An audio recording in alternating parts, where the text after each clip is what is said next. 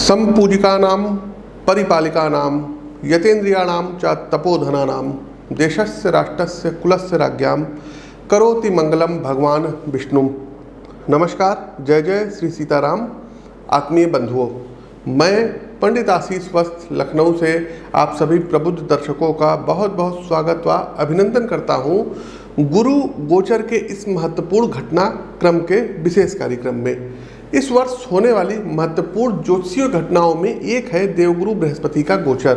देखिए, देवगुरु बृहस्पति को शुभ ग्रह के रूप में जाना जाता है और वैदिक ज्योतिष के अनुसार देवगुरु बृहस्पति का गोचर ये बहुत ही महत्वपूर्ण माना जाता है ज्योतिष के दृष्टिकोण से, क्योंकि लगभग 12 वर्षों के बाद देवगुरु बृहस्पति शुक्र की राशि वृषभ राशि में गोचर करने जा रहे हैं।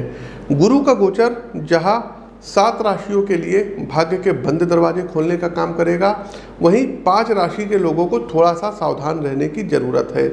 एक बात और, देवगुरु बृहस्पति जब गोचर करते हैं तो जिन भावों पर भी गुरु की दृष्टि पड़ती है वहां अमृत के समान शुभ दृष्टि डालते हैं, जिससे व्यक्ति को शुभत्व परिणामों की प्राप्ति होती है। बृहस्पति के बारे में एक चीज और बता दें कि देवगुरु बृहस्पति जहाँ पर विराजमान होते हैं वहाँ से वो अपने से पंचम भाव, अपने से 7वें भाव व अपने से 9वें भाव को दृष्टि करते हैं।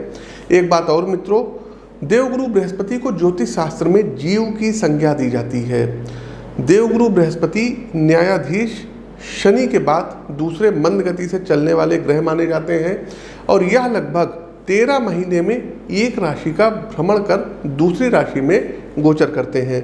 जैसा कि पिछले वर्ष 22 अप्रैल 2023 को बृहस्पति अपनी स्वराशि मीन से निकल करके अपने मित्र मंगल की राशि में प्रवेश कर चुके थे। अब यही देवगुरु बृहस्पति वर्ष 2024 में दैत्य गुरु शुक्र की पृथ्वी तत्व की स्थिर राशि वृषभ राशि में और कृतिका नक्षत्र के दूसरे चरण में गोचर करने जा रहे हैं। वृषभ राशि स्थिर श्रेणी की राशि मानी जाती है वह कृतिका नक्षत्र के स्वामी भगवान सूर्यदेव हैं। भगवान शिव के पुत्र कार्तिकेय जी के नाम पर इस नक्षत्र का नाम कृतिका पड़ा। तो आपकी जानकारी के लिए मैं आपको बता देता हूं कि कार्तिकेय भगवान देवताओं के सेनापति भी हैं। आगे बढ़ते हैं साथियों, यदि तिथि और समय की बात की जाए तो देवगुरु बृहस्पति विक्रम संवत 2081 पिंगल नामक संवत्सर और वैशाख कृष्ण पक्ष की अष्टमी तिथि, जो कि उस दिन 6 कारक तिथि रहेगी, और अंग्रेजी कैलेंडर के अनुसार 1 मई 2024 को दोपहर 2:29 पर वृषभ राशि में गोचर करेंगे। देखिए, सप्तमी ऑब्लिक अष्टमी तिथि है और अष्टमी 6 कारक तिथि रहेगी। अपने गोचर के 2 दिन बाद यानी कि 3 मई 2024 को दशमी तिथि के दिन रात्रि 22:08 पर देवगुरु बृहस्पति अस्त अवस्था में आ जाएंगे और इसे बृहस्पति तारा डूबना या गुरु तारा डूबना कहा जाता है, जहां पर लगभग 1 महीने बाद 3 जून 2024 की प्रातः 3:21 पर ये अस्त अवस्था से उदित अवस्था में आ जाएंगे। जिस दौरान बृहस्पति ग्रह अस्त होते हैं उस दौरान शुभ मांगलिक कार्यों जैसे विवाह, मुंडन, यज्ञोपवीत आदि संस्कार नहीं किए जाते हैं और बृहस्पति के पुनः उदय जब हो जाएंगे तो मांगलिक कार्य फिर से प्रारंभ हो जाएंगे। वृषभ राशि में विराजमान रहते हुए देवगुरु बृहस्पति 9 अक्टूबर 2024 को प्रातः 10:01 पर वक्री अवस्था में अपनी वक्री चाल शुरू कर देंगे और उनकी यह चाल अगले वर्ष 4 फरवरी 2025 की दोपहर 1:46 तक रहेगी। बृहस्पति को शुभ और वृद्धि कारक ग्रह माना जाता है और जिन जिन भावों पर बृहस्पति की दृष्टि पड़ती है अपनी शुभ दृष्टि से उन भावों की ओर उनसे संबंधित फलों की वृद्धि करते हैं, अमृत जो है बरसाते हैं और उन फलों में पवित्रता करते हैं। तो आइए विस्तार पूर्वक जानते हैं कि देवगुरु बृहस्पति का वृषभ राशि में होने वाला गोचर सभी 12 राशियों पर क्या प्रभाव पड़ेगा। और आपकी जानकारी के लिए अवगत करा दें कि प्रस्तुत राशिफल आपकी चंद्र राशि व आपकी नाम राशि दोनों पर संयुक्त रूप से आधारित है। साथियों, यदि आप मेरा प्रोत्साहन करना चाह रहे हैं इस ज्ञानवर्धक वीडियो को अपने शुभ चिंतकों, इष्ट मित्रों के साथ, घर परिवार के सदस्यों के साथ अवश्य शेयर करें, क्योंकि सभी का कल्याण हो ये जिम्मेदारी आपकी भी बनती है। इसलिए व्हाट्सएप ग्रुप और फेसबुक पेज पर इस वीडियो को अधिक से अधिक शेयर कीजिए, शेयर रुकना नहीं चाहिए। साथ ही साथ प्रोत्साहन करने के लिए वीडियो को लाइक कीजिए, शेयर कीजिए, कमेंट बॉक्स में जय श्री राम को उद्घोष कीजिए। प्रत्येक माह हमारा दिल्ली आगमन होता है, तो जो भी दर्शक दिल्ली में हमसे मिल करके अपनी पत्रिका का विश्लेषण करवाना चाहते हैं वहाँ मिल सकते हैं, या लखनऊ में आप आकर के मिल करके अपनी पत्रिका का विश्लेषण करवा सकते हैं। साथियों, गुरु गोचर पर आगे बढ़े उससे पहले आपको बता दें कि प्रस्तुत राशिफल आपकी चंद्र राशि व आपकी नाम राशि दोनों पर संयुक्त रूप से आधारित है। अच्छा, गुरु का गोचर होने वाला है वृषभ राशि में, और इसी समय में देखिए लोकसभा का इलेक्शन चल रहा है।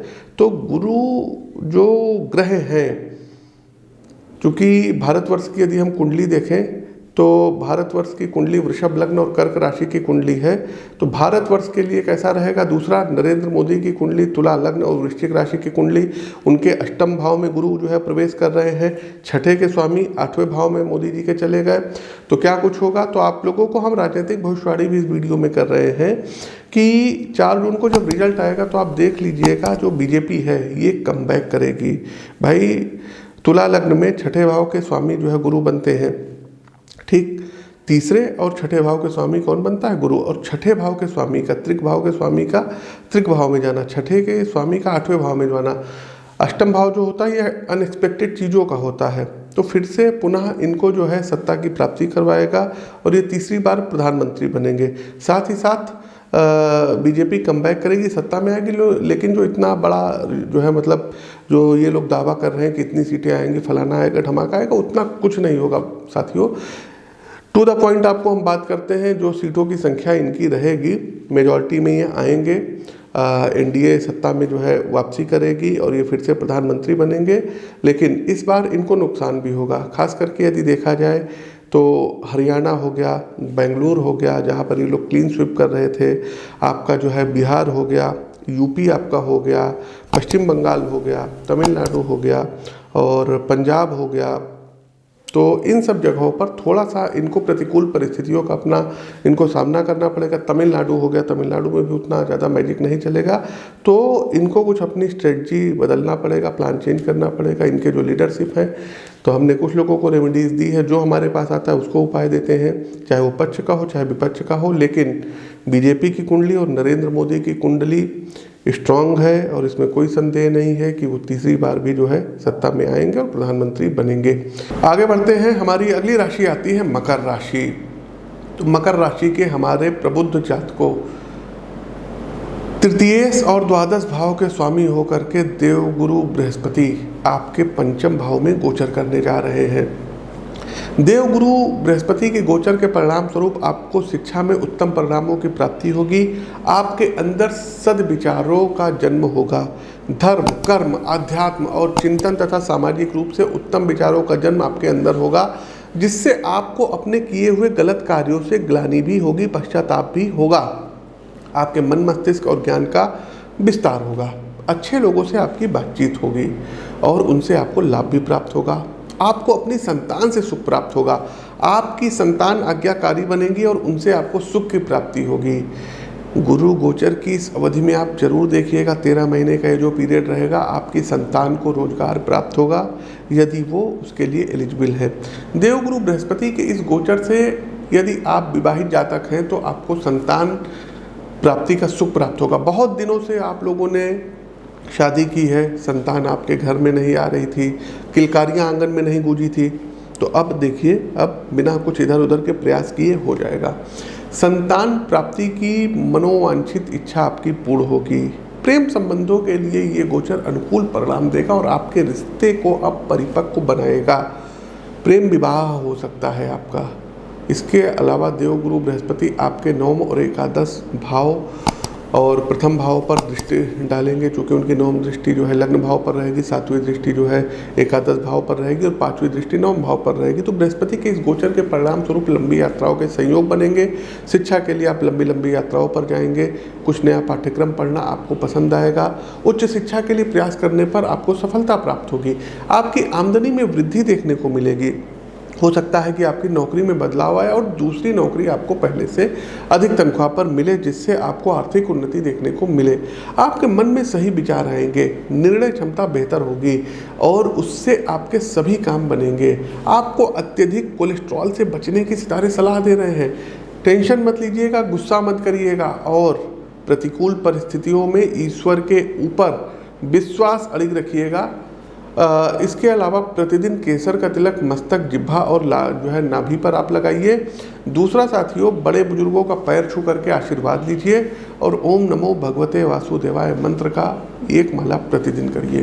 प्रिय दर्शकों, मेष से लेकर के मीन राशि तक के जातकों, हमारा प्रस्तुत राशिफल कैसा लगा, गुरु गोचर से संबंधित ये राशिफल कैसा लगा, कमेंट बॉक्स के माध्यम से हमें जरूर अवगत कराइए। नए हैं तो चैनल को सब्सक्राइब करिए, बेल आइकन दबाइए और इस वीडियो को अधिक से अधिक लोगों तक शेयर कीजिए। अपनी वाणी को विराम देते हुए ज्योतिष के इस मंच से मैं पंडित आशीष वत्स आप सभी प्रबुद्ध साथियों से विदा लेता हूँ। नमस्कार, राम राम।